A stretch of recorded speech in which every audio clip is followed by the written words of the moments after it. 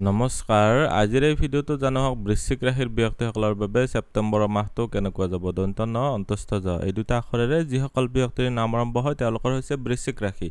তো এই ভিডিঅ'টো চাই যদি ভাল লাগে তেতিয়াহ'লে এই দুটা আখৰেৰে নাম আৰম্ভ হোৱা ব্যক্তিসকলৰ সৈতে ভিডিঅ'টো শ্বেয়াৰ কৰিবলৈ নাপাহৰিব আজিৰ এই ভিডিঅ'টোত আমি এইখিনি পইণ্ট ভালদৰে আলোচনা কৰিম সো এই ভিডিঅ'টো শেষলৈকে চাই থাকিব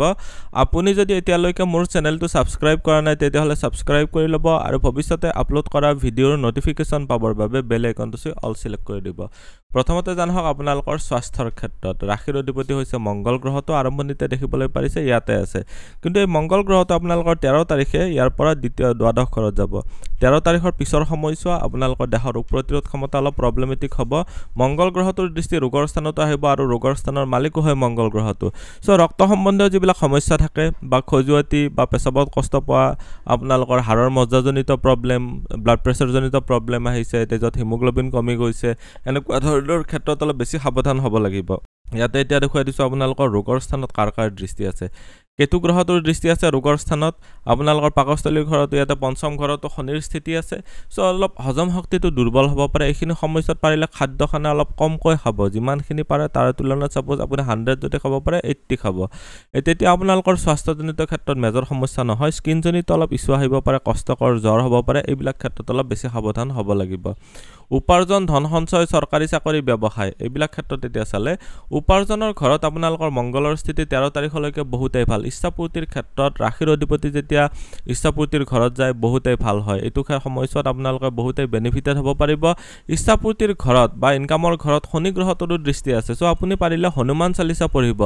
বৰ্তমান সময়ছোৱাত হনুমান চালিসা পঢ়িব পাৰিলে আপোনালোকৰ ইনকামৰ যিটো পথ হেতু অলপ ইজি হৈ থাকিব তেতিয়া আপোনালোকে সহজতে সাফল্য লাভ কৰিব পাৰিব উপাৰ্জনৰ বৃদ্ধি কৰিবলৈ পাৰিব সেভিংছৰ ঘৰৰ মালিক হৈছে বৃহস্পতি এটা সংঘৰ্ষৰ ঘৰৰ পৰা দৃষ্টি দিছে সো আপোনালোকৰ কাৰণে বুদ্ধিস্থানৰ মালিক হয় যেহেতু বৃহস্পতি গ্ৰহটো সো আপোনালোকে ইনকামত বৃদ্ধিৰ লগতে জমা ধনত বা হা সম্পত্তিৰ বৃদ্ধিৰ ক্ষেত্ৰত অলপ এক্সট্ৰা এফৰ্ট দিব লাগিব আপোনালোকে নিজৰ জ্ঞান বা বুদ্ধিৰ ব্যৱহাৰ কৰক আপোনালোকে তেতিয়া নিশ্চয় বেনিফিটেড হ'ব পাৰিব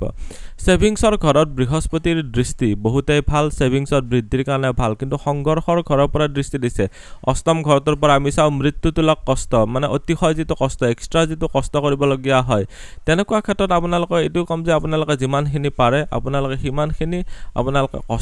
কষ্ট কৰি পেলাই এটা কামত দুবাৰ যদিও কৰিবলগীয়া হৈছে তেতিয়া হলেও কৰক তেতিয়া বেনিফিটেড হ'ব পাৰিব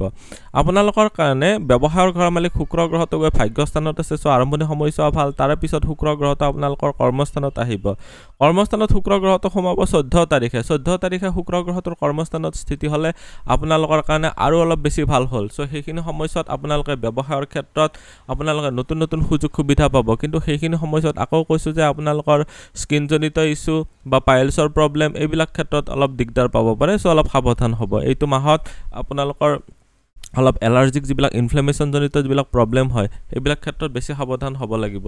চাকৰি ক্ষেত্ৰত চালে চৰকাৰী চাকৰি প্ৰাপ্তিৰ ক্ষেত্ৰত বেয়া নহয় মাহৰ প্ৰথমখিনি সময়ছোৱা বেছি ভাল 13 তাৰিখলৈকে আপোনালোকৰ ডিফেন্স সেক্টৰত বা পুলিশ বা সেনা বাহিনী অস্ত্ৰ ড্ৰাইভাৰ কাঠমিস্ত্ৰী ভূমি যাত্ৰা দাঁত ইটাৰ ভাটা বেকাৰী জুই শক্তি বিভাগ মেকানিক্যাল ইঞ্জিনিয়াৰ এইবিলাক ক্ষেত্ৰত যদি আপোনালোকে ব্যৱসায় বা চাকৰি কৰি আছে তেতিয়াহ'লে আপোনালোকৰ কাৰণে বেছি ভাল দেখা গৈছে মাহৰ পিছৰ ভাগটোত আপোনালোকে সাৰ্ভিসৰ ক্ষেত্ৰত চাকৰিৰ ক্ষেত্ৰত বৰ এটা ভাল নহব তথাপিও আপোনালোকে ঘৰৰ পৰা দূৰত যায় চাকৰি প্ৰাপ্তিৰ ক্ষেত্ৰত সুযোগ সুবিধা আনিব বিশেষকৈ ডিফেন্সৰ ক্ষেত্ৰত এতিয়া দেখুৱাই দিছো আপোনালোকৰ ভাগ্য পিতা ধৰ্ম বা গুৰুজনৰ ক্ষেত্ৰত কেনেকুৱা হ'ব ভাগ্যস্থানত শুক্ৰ গ্ৰহটোৰ স্থিতি আছে বহুতেই ভাল ভাগ্যস্থানত আৰু কোনটো গ্ৰহৰ দৃষ্টি নাই কোনো গ্ৰহৰ যেহেতু দৃষ্টি নাই সো বৰ্তমান সময়ত শুক্ৰ গ্ৰহটো ইয়াতে গোটেইটো মাহ নাথাকে শুক্ৰ গ্ৰহটো ইয়াতে থাকিব 14 তাৰিখলৈকে সো 14 তাৰিখৰ পিছত যেতিয়া ইয়াতে আপোনালোকৰ কৰ্মস্থানত আহিব হেতু সময়ছোৱাত আপোনালোকৰ ভাগ্যস্থানটোত মানে কোনো গ্ৰহৰ গোটেইটো মাহ প্ৰভাৱ নাথাকিব সো আপোনালোকৰ কাৰণে এইটো হ'ব যে ভাগ্যস্থানৰ ক্ষেত্ৰত আপুনি বৰ ধ্যান নাথাকিব আপোনালোকে যিমানখিনি নিজৰ চেষ্টাৰ ওপৰতে বিশ্বাস ৰাখিব তেতিয়া আপোনালোকে বহুতে ভাল ফল লাভ কৰিবলৈ পাৰিব ধৰ্মকৰ্মৰ ক্ষেত্ৰতো বেয়া নহয় ধৰ্মকৰ্মৰ ক্ষেত্ৰতো ভাল পাপগ্ৰহৰ এছ'চিয়েচন হোৱা নাই ইয়াতে বা পাপগ্ৰহৰ দৃষ্টিও অহা নাই সো এইখিনি সমস্যা যথেষ্ট ভালে দেখা গৈছে এতিয়া দেখুৱাই দিছো আপোনালোকৰ প্ৰেম প্ৰসংগ বা বৈবাহিক জীৱনৰ ক্ষেত্ৰত কেনেকুৱা হ'ব লাভ ৰিলেশনশ্বিপৰ ঘৰটো হ'ল এইটো লাভ ৰিলেশনশ্বিপৰ ঘৰত শনি গ্ৰহটোৰ স্থিতি আছে লাভ ৰিলেশনশ্বিপৰ ঘৰত যেহেতু শনিৰ স্থিতি আৰু বিবাহৰ স্থানত ঘৰত শনিৰ দৃষ্টি আছে সো বৰ্তমান সময়ছোৱাত শনিৰ ফালৰ পৰা বেনিফিটেড হ'ব পাৰিব কিন্তু কথাবিলাক কি হয় যে শনি এটা পাপক গ্ৰহ হয় পাপক গ্ৰহৰ যেতিয়া স্থিতি বা দৃষ্টি এছ'চিয়েশ্যন যেতিয়া হয় এটা ঘৰৰ সৈতে কামবিলাক অলপ দেৰি কৰে সো আপোনালোকে সময়ত অলপ আগতীয়াকৈ কৰিব লাগিব সময় মেইনটেইন কৰিব পাৰিব লাগিব অন্যথা আপোনালোকৰ শনি গ্ৰহটোৰ ফালৰ পৰা প্ৰব্লেম কিছুমান ফেচ কৰিবলগীয়াত পৰিব আপোনালোকৰ যিসকলৰ বিবাহৰ সময় হৈছে তেওঁলোকে বিবাহৰ ক্ষেত্ৰত লাভ মেৰেজৰ ক্ষেত্ৰতো সাপোৰ্ট দেখা গৈছে হনুমান চালিসা কেৱল পঢ়ি থাকিব যিসকল বিবাহিত আছে তেওঁলোকৰ কাৰণে কৈছো হাজবেণ্ড বা ওয়াইফৰ যদি যিসকল ছোৱালীৰ কাৰণে কৈছো হাজবেণ্ডৰ ফেমিলি স্থানত ঠিক আছে আপোনালোকৰ হিমান চিন্তা কৰিব নালাগে আপোনালোকে চাব যে শুক্ৰ গ্ৰহটোৰ স্থিতি যেহেতু মজবুত অৱস্থাত আছে আৰু পিছতো যায় কিনে মাহটোৰ 20 ভাগতো আপোনালোকৰ শুক্ৰ গ্ৰহটো যেহেতু দশম ঘৰত যাব ভাগ্যস্থান আৰু দশম ঘৰত স্থিতি বহুতেই ভাল নিজৰ হাজবেণ্ড বা নিজৰ ওয়াইফৰ ফালৰ পৰা আপোনালোকে ইচ্ছাপূৰ্তি ভাল দেখা গৈছে এইখিনি সময়ছোৱাত অবিবাহিতসকলৰ কাৰণে কৈছো অলপ অস্থিৰতা দেখা গৈছে লাভ ৰিলেশনশিপ মেইনটেইন কৰোতে সো ধৈৰ্য ধৰি চলিব লাগিব সাধন শিক্ষা উচ্চ শিক্ষাৰ ক্ষেত্ৰত চালে সাধন শিক্ষাৰ ঘৰত ৰাহুৰ স্থিতি উচ্চ শিক্ষাৰ ঘৰত শনিৰ স্থিতি বহুতেই ভাল এইখিনি ক্ষেত্ৰত যথেষ্টখিনি আপোনালোকে বেনিফিটেড হ'ব পাৰিব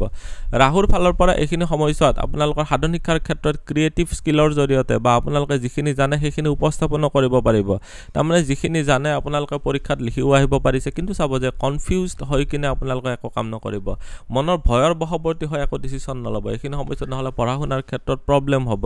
যে ভয়কে যদি আপোনালোকে পঢ়ি থাকে যে এইটো মই যদি নপঢ়ো এটো কি হ'ব কি নহব এনেকুৱা ধৰণৰ যদি মনত ভয় ভাব সোমাই থাকে তেতিয়াহলে পঢ়াত এইখিনি সময়ছোৱাত বহুতখিনি ডিস্ট্ৰাকশন আহিব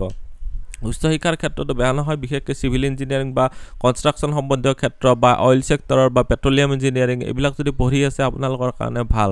বৰ্তমান সময়ছোৱাত আপোনালোকে যদি মেডিকেল বিভাগতো কিবা যদি ষ্টাডি কৰি আছে তেতিয়াহলে আপোনালোকৰ কাৰণে ভাল দেখা গৈছে